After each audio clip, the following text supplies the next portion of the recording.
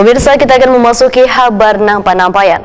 Peraturan Daerah Nomor 14 Tahun 2015 atas perubahan Nomor 20 Tahun 2013 tentang penanganan gelandangan wan pengemis serta tuna susila ini adalah sebagai upaya untuk menjaga keamanan Banjarmasin.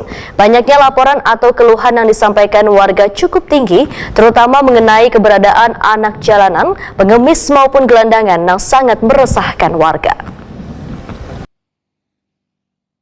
Peraturan Daerah Nomor 14 Tahun 2015 atas perubahan Nomor 20 Tahun 2013 tentang penanganan gelandangan wan pengemis serta tuna susila ini adalah sebagai upaya untuk menjaga keamanan Banjarmasin. Banyaknya laporan atau keluhan yang disampaikan warga cukup tinggi, terutama mengenai keberadaan anak jalanan, pengemis maupun gelandangan yang berada di perempatan lampu lalu lintas yang sangat meresahkan warga, khususnya bagi pengendara. Dikarenakan keberadaannya sangat membahayakan bagi pengendara maupun mereka, demikian dipadahkan Kepala Satpol PP Banjarmasin Ahmad Mujayin, Waitakon di Prima TV Baisukan Jumat 3 Maret 2023. Menurut Ahmad Mujayin, penghasilan yang didapat beban pengemis maupun anak jalanan ini cukup besar, sehingga walau dilakukan penertiban, mereka seakan kada pernah jera bahkan mengulanginya. Ahmad Mujayin menghimbau pengguna jalan untuk kada memanjakan mereka yang menaati peraturan daerah tentang penanganan gelandangan, wan pengemis, serta tuna susila ini. Karena bila ada warga yang kedapatan petugas memberi duit pada mereka, maka akan dikenakan sanksi atau denda.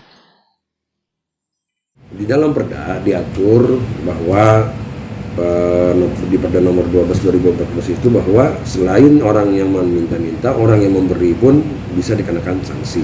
Nah, ini yang juga kita coba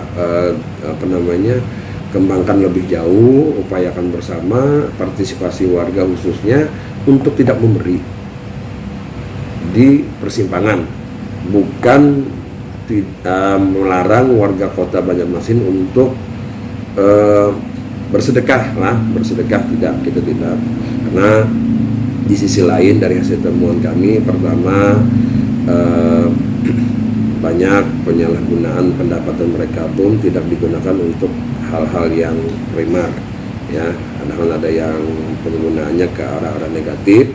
Kemudian yang kedua juga ternyata mereka menuju ke lokasi juga menggunakan sepeda motor, kendaraan, berganti pakaian. Jadi indikasi-indikasi ini menjadi profesi, perlu dukungan kita bersama untuk dilakukan pembenahan. Ahmad Mujayin berharap adanya kesadaran warga untuk mematuhi perda tersebut supaya kedepannya kada lagi orang yang meminta-minta di lampu-lampu perempatan di kota Seribu Sungai ini.